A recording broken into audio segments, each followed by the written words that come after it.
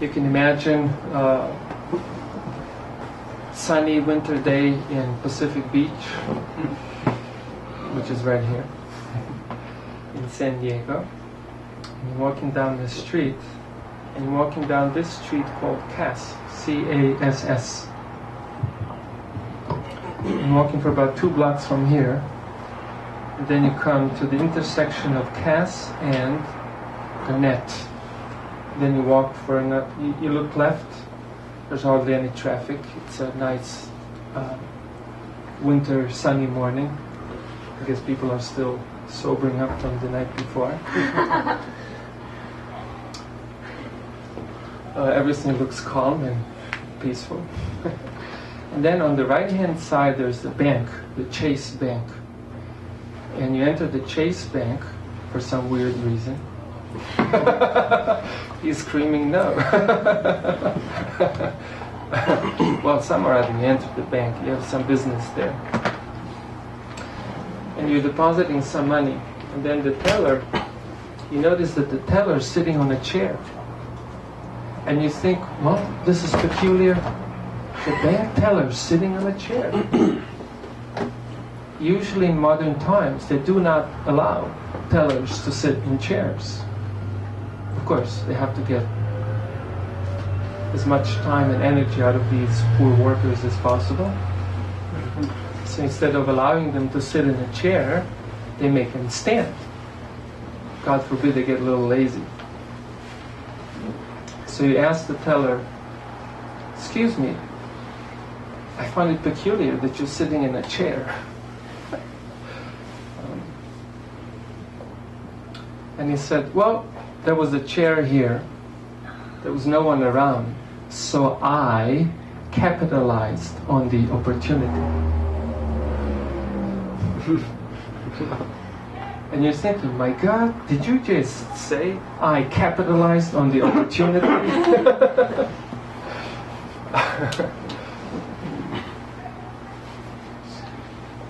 And then you asked him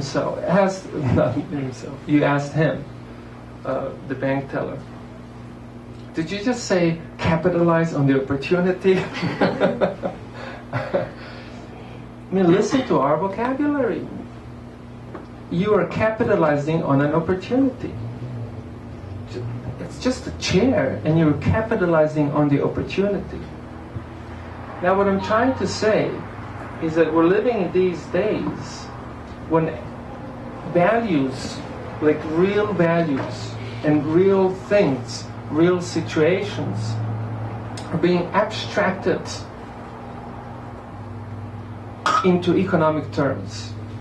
So that even a simple chair that's just sitting there doing nothing becomes an opportunity for capitalizing. Yeah, I guess there's a premium seat for you right here.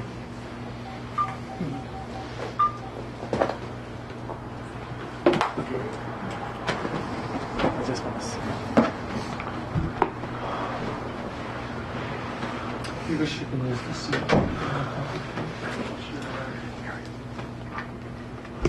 So this is very symptomatic. This is very symptomatic of the diseased age that we're actually living in. That everything is being abstracted into capital. Even a simple chair becomes an opportunity for capitalizing. In other words, capital becomes the standard for success, standard for accomplishment. I have capitalized on the opportunity. So that is the value within the society, capital. Therefore, things such as, for example, a home. Home is not a home anymore.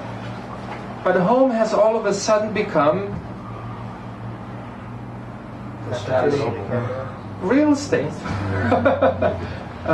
Home becomes real estate. I mean, this is home is something where you live. Home is something where you find shelter. Home is somewhere where you experience all different types of human emotions. where your father lives, where your mother lives, where your spouse lives, where your brother or sister lives, and people are dear to you, FIDA as well.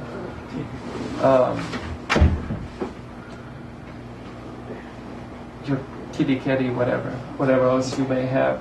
And this is the place where you put personal artifacts around. This is a place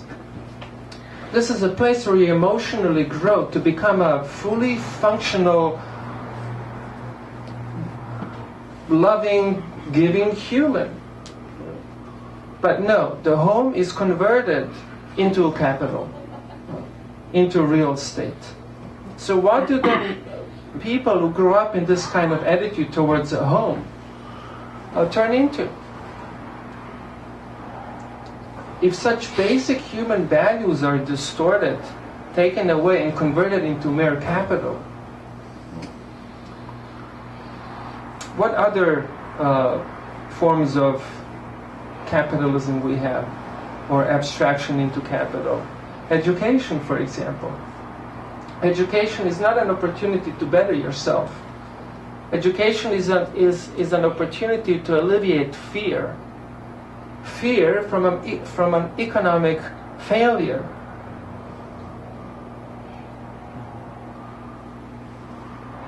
If you don't believe me, just go to a nearby college and interview a few folks. Some other aspects of abstraction into capital.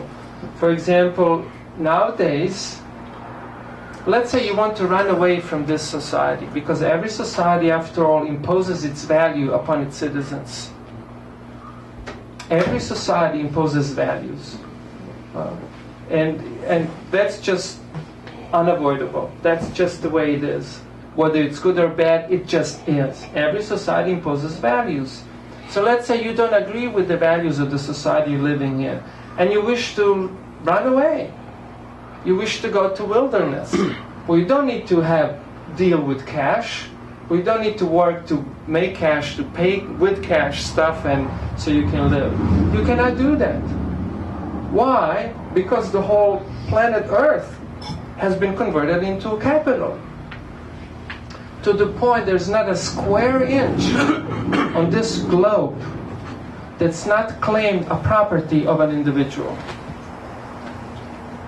So if you wish to exist at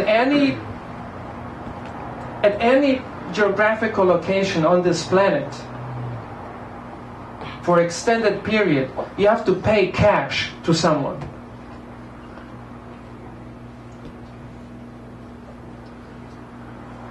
You cannot exist anywhere on this planet, at any physical location on this planet, without having to pay someone.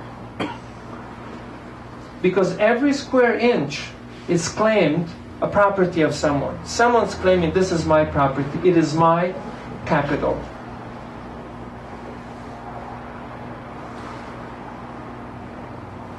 So, the whole planet Earth is not just a planet where we live, it's a darn capital. So capitalism, it's not just the way we organize our economy. Capitalism is a philosophy. It's a philosophy that tells you, that educates its members, that the highest private and public value is capital. And everyone's endeavoring for it. In politics, that's what's discussed. Deepest fears are by nature economic. Individual fears.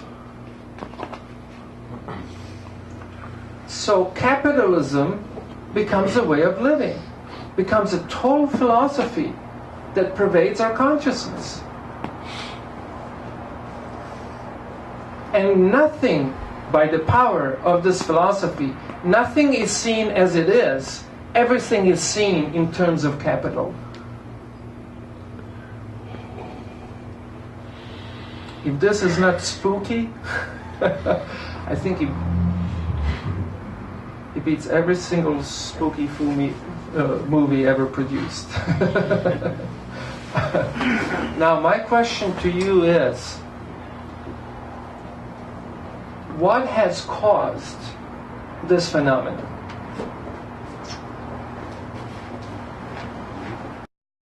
Keep this. We heard a lot of details, but I really want everyone to think about the principle, because details always operate on principles. And what is the principle? Well, if you ever come to subscribe, if you ever come to psychologically function as a capitalist, you must. That understanding necessitates identification with matter. In other words, that psychologically, you don't think yourself a spirit soul. You don't think yourself a spiritual creation.